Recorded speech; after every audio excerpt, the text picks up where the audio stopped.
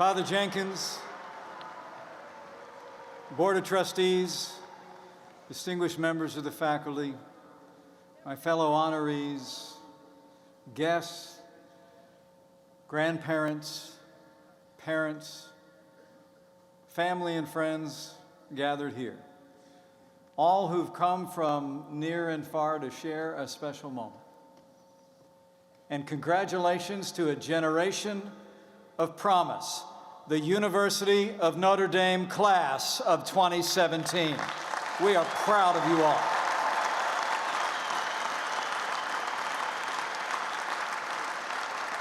You know, for this son of Indiana, it is great to be back home again.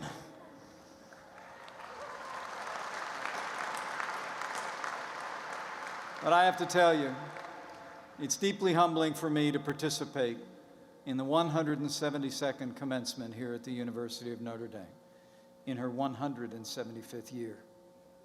My first-generation Irish-American mother is actually with us today, 83 years young, Nancy Pence Fritch.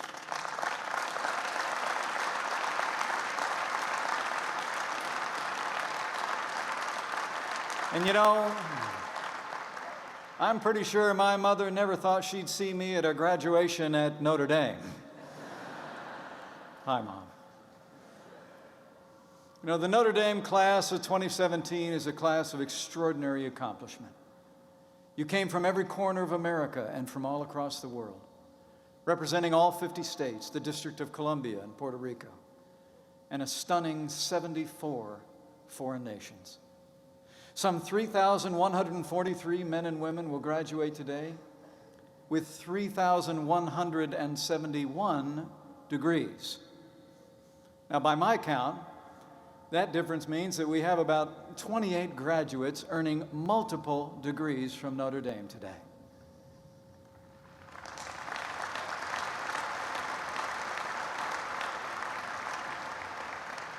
We have with us a two-time Olympian, 2 Rhodes Scholars, 2 Truman Scholars, 15 Fulbright Fellows, a quadruple domer, national champions in fencing and soccer, the Indiana Campus Compact Wood Award winner, and most impressive of all, I say with gratitude that 38 of you will leave here and serve as officers in the United States Army, Navy, Marine Corps, and Air Force, and we thank you for your service.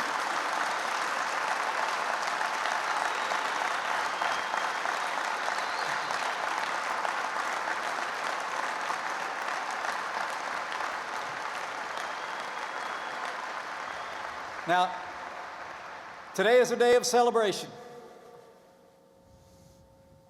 and the sun is out. It's also a day of appreciation, especially for all those who believed in you and saw you through. Your friends, these great professors, and your wonderful families. On behalf of all the moms and dads here, I can attest firsthand that this ceremony is one of the proudest moments of their lives.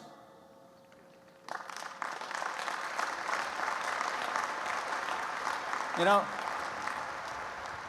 I've been a governor and now I'm vice president of the United States, but the most important job I will ever hold is that of husband and father. In fact, my wife of 31 years, the Second Lady of the United States of America, is also with us today. Would you join me in welcoming Karen Pence?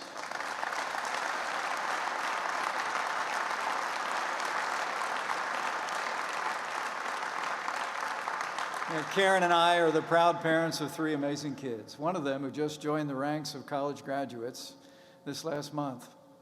So we know firsthand that while today is an accomplishment for all of you who are graduating, it really is just as much an accomplishment for your families. You know you've come to this point because your parents and your families gave you a foundation of love and education. They encouraged you, they prayed for you, and in most cases, They signed a whole lot of checks to make this day possible.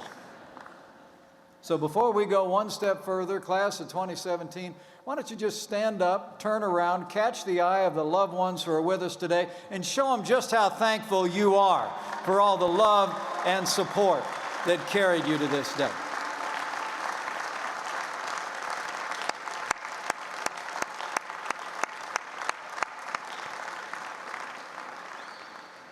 You know, because of your hard work and their support, you're graduating from an exceptional university today.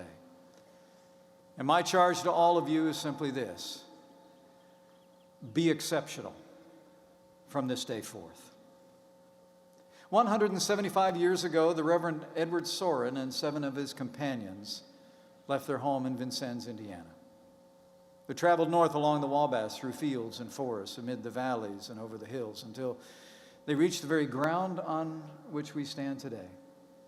Here they broke bread, they said their prayers, and in the words of Father Soren, they established an institution with a noble mission to, in their words, become a powerful means for good. And so it has. For 175 years, the men and women who have come before you in this place, graduated from this university, have gone forth to do good. The University of Notre Dame is special.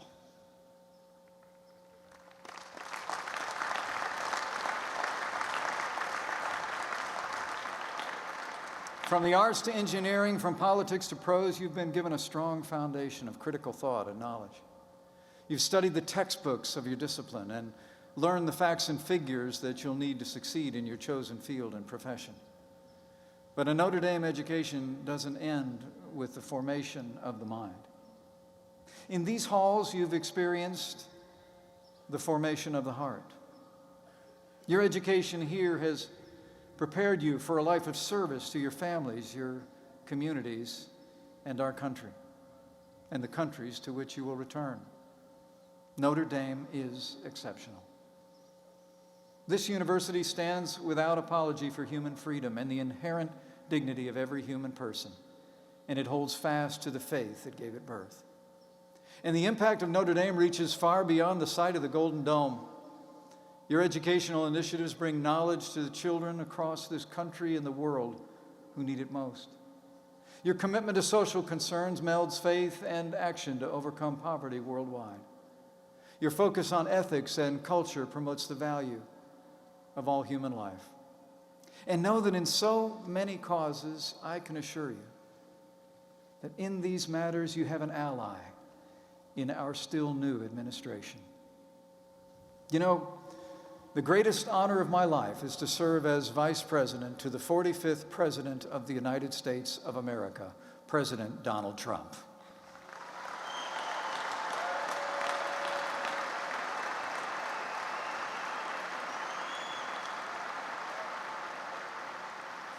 Just as Notre Dame has stood strong to protect its religious liberty, I'm proud that this president just took steps to ensure that this university and the Little Sisters of the Poor could not be forced to violate their consciences to fully participate in American civic life.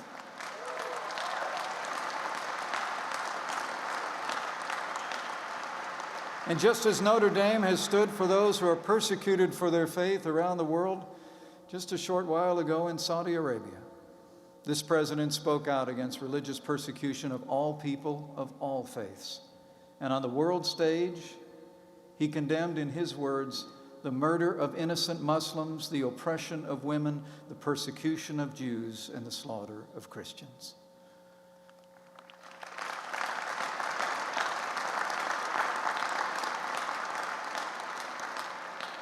And where this president has stood for the unalienable right to life at home and abroad, I'm so proud that the University of Notre Dame has stood without apology for the sanctity of human life.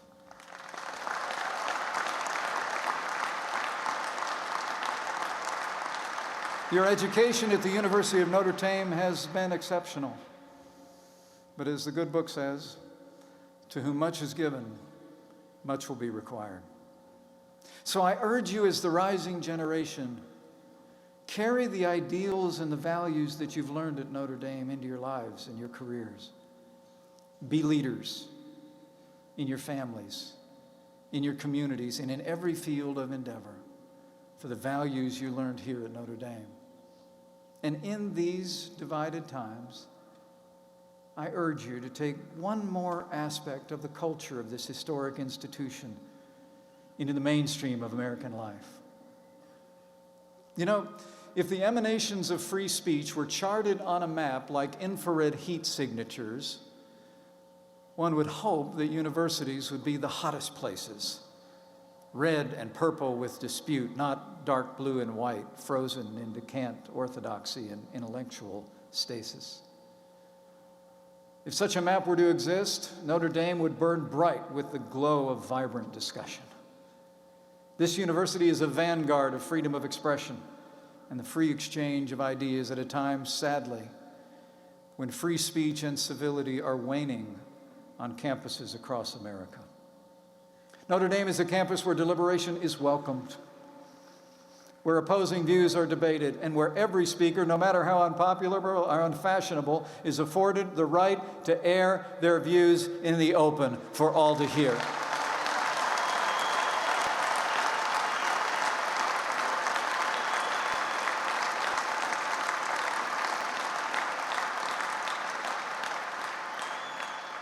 But Notre Dame is an exception, an island in a sea of conformity, so far spared from the noxious wave that seems to be rushing over much of academia.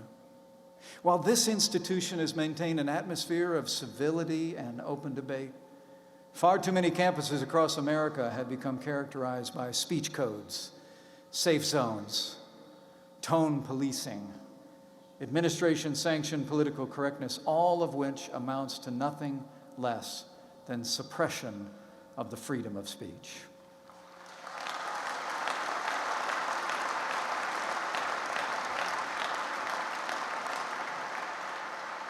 These all too common practices are destructive of learning and the pursuit of knowledge, and they are wholly outside the American tradition.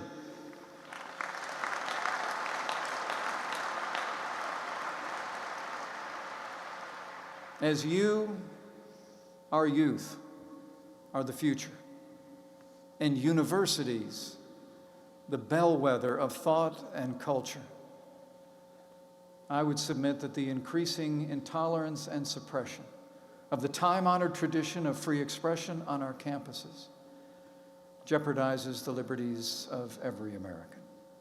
This should not and must not be met with silence.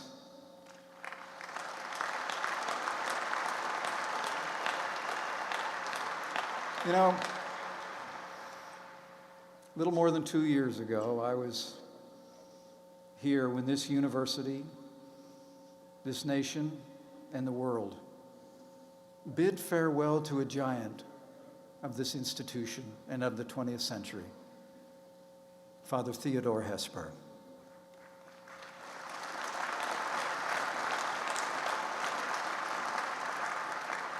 His contributions as the longest-serving president of this institution are legion, but his moral example is greater still and will impact generations. And on this point of which I speak, he wrote words of admonition that I hope you will carry into the careers of consequence that unfold before you. He wrote, and I quote, "Notre Dame can and must be a crossroads where all the vital intellectual currents of our time meet in dialogue, where the great issues are plumbed to their depths, where every sincere inquirer is welcomed and listened to, where differences of culture and religion and conviction can coexist with friendship, civility, hospitality, respect, and love." Father Ted said Notre Dame was to be as she is today, a place where the endless conversation is harbored and not foreclosed. And so I say to this rising generation, so too must America be in your time.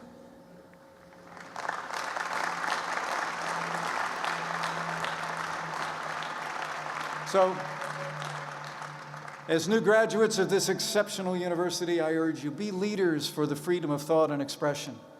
Carry the example and principles you've learned here to all the places where you live and work. From this day forward, like the generations who've gone before for the past 175 years, the graduates of the class of 2017, you are called to lead for good, to be men and women of integrity and values, to be salt and light in these ever-changing times. And you're called, in one other way, to have faith. For as the old book says, He knows the plans He has for you. Plans to prosper you, not to harm you. Plans to give you a hope and a future. Strive every day to lead for good with courage and conviction. Live your life according to the precepts and principles that you have learned and seen here at Notre Dame. And in all you do, have faith that He who brought you this far will never leave you nor forsake you, because He never will. If you hold fast to Him, to the faith you've deepened in this place, and to all you've learned and the examples you've seen, I know you will not only persevere, you will prevail. And you will lead your families, your professions, and our country to unimaginable heights. University of Notre Dame class of 2017, this is your day. So go, Irish. The future is yours. Thank you. God bless you. And God bless the United States of America.